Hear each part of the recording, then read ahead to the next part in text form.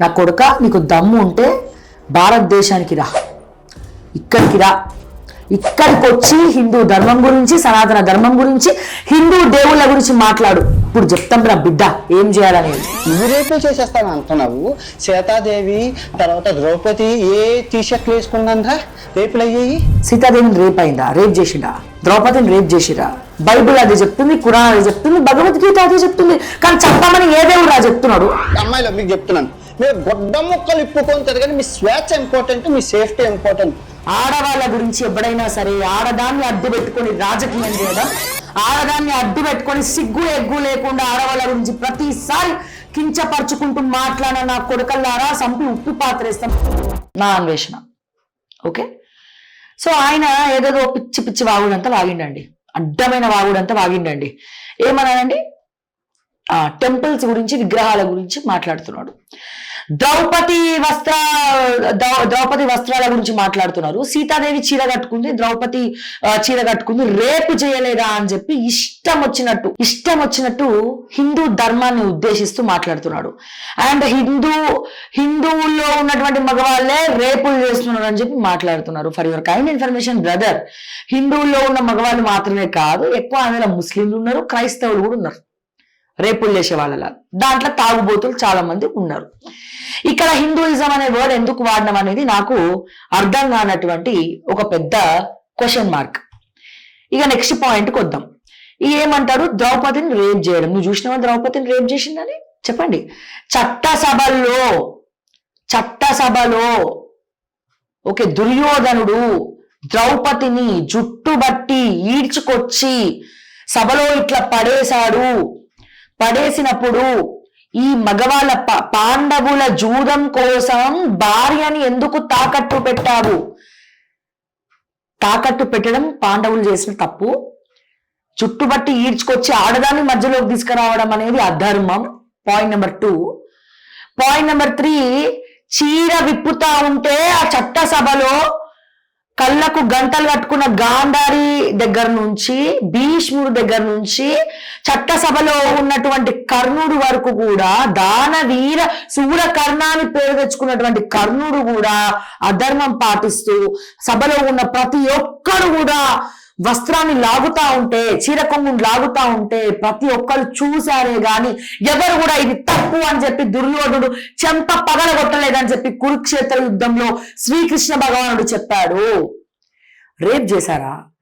రేపు చేయకముందే అధర్మం అడుగులు వేస్తా ఉంటే ధర్మం శ్రీకృష్ణ పరమాత్ముడి రూపంలో వచ్చి ద్రౌపదిని కాపాడింది. చీర కొవ్వు నూలు పోవు కూడా కింద పడలే, లాగిన కొద్ది చీర వస్తూనే ఉంది. ద్రౌపది ఎక్కడ కూడా అవయవాలు కనిపించకుండానే శ్రీకృష్ణ పరమాత్ముడు కాపాడాడు.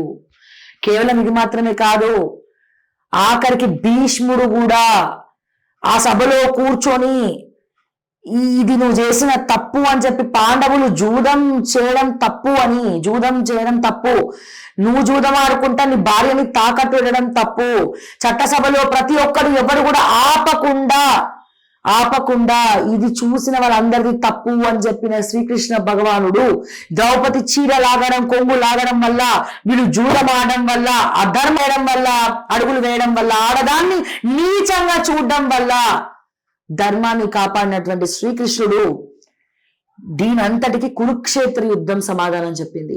ఈ సన్నివేశాన్ని ఆపనివాడు శిక్ష అనుభవించినాడు, చచ్చిపోయినాడు యుద్ధంలో. జూదమాడిన వాళ్ళకి ఇబ్బందే, వాళ్ళ కుటుంబం మొత్తం సర్వనాశనం అయిపోయింది. లాగినోడు చచ్చిండు, కుక్క చావు చచ్చిండు, లాగనోడు చచ్చిపోయాడు. దీని అర్థం ఎందుకు చెప్పు? మహాభారతం, రామాయణాలు మనం ఎలా బతకాలో, ఎలా బతకకూడదో చెప్పడానికే రామాయణ మహాభారతాలు ఉన్నాయి. ఒక తండ్రిని గౌరవించాలి, ఎలా గౌరవించాలి? రాముల్లా గౌరవించాలి. ఓకే, ఒక తల్లి మాట జవదాటద్దు. ఎలా జవదాటద్దు? రాముడు లాగా. ఒక అన్నదమ్ములు కలిసి ఉండాలి. ఎలా కలిసి ఉండాలి? రామ లక్ష్మణులు, భరత శత్రుఘ్నులాగా కలిసి ఉండాలి. ఇవన్నీ కూడా మన ధర్మానికి మూలాలు. ఒక మనిషి ఎలా బతకాలో, ఎలా బతకూడదో మనకి తెలియజెప్పడం కోసమే ఈ రామాయణ మహాభారతాలు ఉన్నాయి. ఒక ఆడదాన్ని అవమానిస్తే ఎటువంటి కురుక్షేత్ర యుద్ధం జరుగుతుందో మహాభారతం కళ్ళకు కట్టినట్టు చూపించిండ్రు. మహాభారతంలో కళ్ళకు కట్టినట్టు చూపించారు. ఒక ఆడది దైవ స్వరూపం, ఆడది ఎలా ఉన్నా అది ఆడదే. తన గురించి దూషించినా, తప్పుగా మాట్లాడినా, దుర్భాషలాడినా శిక్ష తప్పదు అనేది ప్రతి ఒక్కరు తెలుసుకోవాలి. ఇది మన ధర్మ రక్ష పరిరక్షణ కోసం మన భారతదేశం రామాయణ మహాభారత మూలాల మీద నడుస్తా ఉంది. ఎప్పుడైతే మనం అధర్మం తప్పుతున్నామో అక్కడి నుంచే మన పతనం మొదలవుతుందిరా సన్నాసులారా అని చెప్పి రామాయణ మహాభారతాలు ఎప్పటికప్పుడు మనకి హితబోధ చేస్తూనే ఉంటాయి. కానీ మనమే ఇంటలేము. అధర్మం చేయకు, ఆడదాన్ని దూషించకు, క్యారెక్టర్ అసాసినేట్ చేయకు, నీ భార్యని కొట్టకు, తిట్టకు, సరి సమానంగా చూసుకోమని చెప్తుంది మహాభారతం. రామాయణం కూడా అదే చెప్తా ఉంది. రాముడు అనుమానించాడని చెప్పి మాట్లాడుతున్నాం. రాముడు అనుమానిస్తే రాముడికి ఎటువంటి శిక్ష పడ్డది రామాయణంలో? సీతని అడవిలో వదిలేసినటువంటి రాముడు సంతోషంగా ఉన్నాడా? అందుకేరా మీ భార్యలని అనుమానించకండి అని చెప్పి రామాయణం చెప్తోంది. ఇది మనం రామాయణ మహాభారతాల గురించి నేర్చుకోవాల్సినటువంటిది. ఎప్పుడైతే ధర్మం తప్పుతుందో, ఎప్పుడైతే అధర్మం మొదలవుతుందో అప్పుడు మనం మన నెత్తి మీద శరిని మనమే కొని తెచ్చుకుంటాం.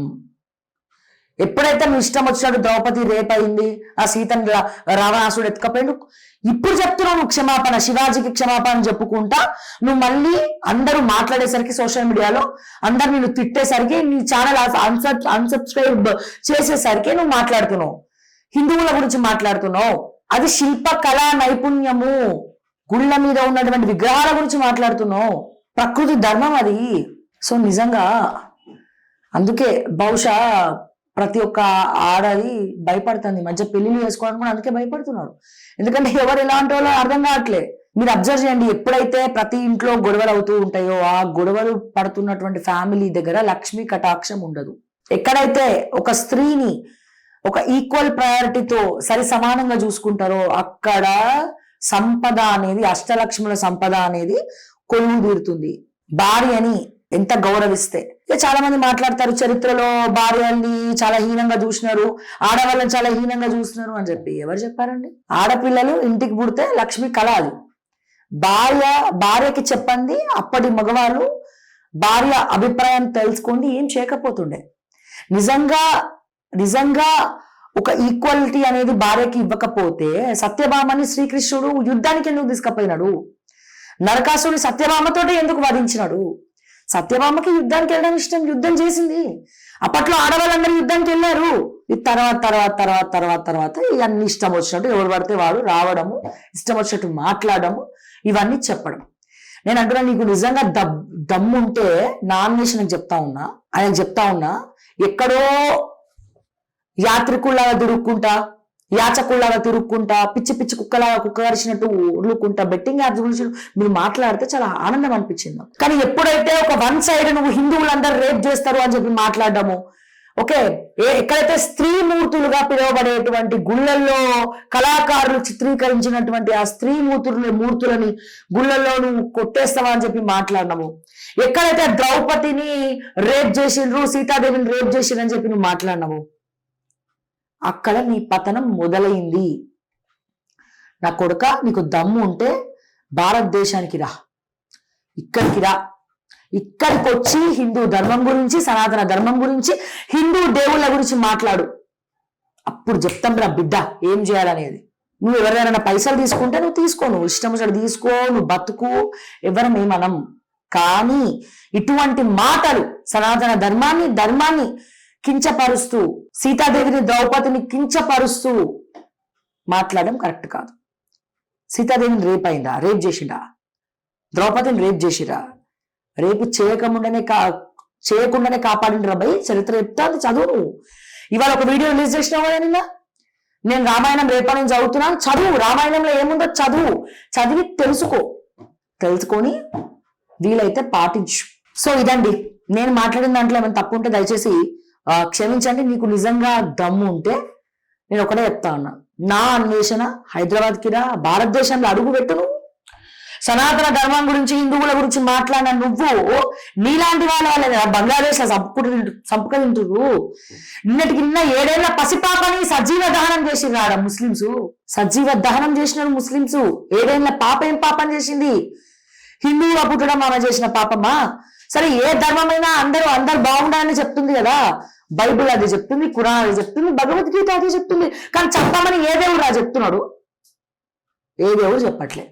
నీలాంటి వాళ్ళు అడమైన కూతురు ఊయడము, ఇంకొంతమంది ఛాన్స్ తీసుకొని దాని గురించి మాట్లాడడం, కించపరచడం. మాట్లాడితే సనాతన ధర్మం గురించి మాట్లాడడం ఫ్యాషన్ అయిపోయింది.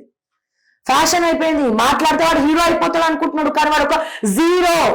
అక్కడి నుంచి మాట్లాడే ప్రతి ఒక్కడు కూడా చరిత్ర పుటంలో కుక్క చావు చచ్చిందన్న విషయం దయచేసి గుర్తుపెట్టుకోవాలి ఇక మీదట ఆయన అని చెప్పి ప్రతి ఒక్కరికి చెప్తూ, ముఖ్యంగా నా అన్వేషణ, నీకు దమ్ముంటే నువ్వు రారాబాయ్.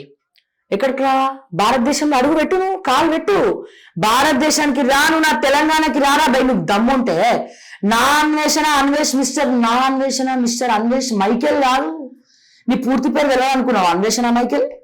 నా అన్వేష్ మైకేల్ కాదు. మేమందరం అన్వేషించుకొని నువ్వు ఏడున్నావో వెతుక్కుంటూ ఉరికించి కొడతాం బిడ్డ.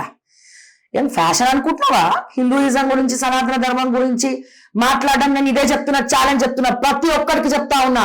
ఎవరైనా సరే ఆడదాని గురించి మాట్లాడినా, ఆడదాన్ని అగౌరవపరిచినా, సనాతన ధర్మం గురించి మాట్లాడినా, నా ధర్మం గురించి మాట్లాడినా, హిందూయిజం గురించి మాట్లాడినా చీల్చి చెండాడతాం నా కొడుకల్లారా అని చెప్పి నేను మరొక్కసారి స్ట్రైట్ అవే వార్నింగ్ ఇస్తున్నా. నీకు దమ్ము ఉంటే నువ్వు రారా బయట తేల్చుకుందాం.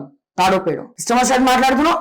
నా అన్వేషణ కాదు, మేము నిన్ను అన్వేషించకుండా కాపాడుకో. అర్థమైందా? తక్షణమే మిస్టర్ అన్వేష్ మైకేల్, నువ్వు హిందువులకు, ద్రౌపదికి, మా అమ్మ సీతమ్మకు, మా సనాతన ధర్మానికి క్షమాపణ చెప్పి ఇంకొక వీడియో రిలీజ్ చేయ మర్యాదగా. లేకపోతే ఇది ఎక్కడి దాకా తీసుకెళ్తామో మాకే తెలియదు.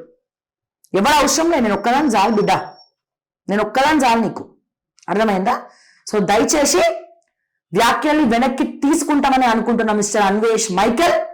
ఇది ఇక్కడితో ఇక ఆపేసి అని చెప్పి మరొక్కసారి తెలియజేస్తూ, ఫైనల్ గా నేను మరొక్కసారి చెప్తున్నా, నేనే చెప్తున్నా, మా హిందూ ధర్మం గురించి కానీ, హిందూ మతం గురించి కానీ, సనాతన ధర్మం గురించి కానీ కించపరుస్తూ నా కొడుకైనా వీడియోలు చేసి సోషల్ మీడియాలో పిచ్చి కూతలు కూస్తే అది నీ పతనం మొదలైనట్టే.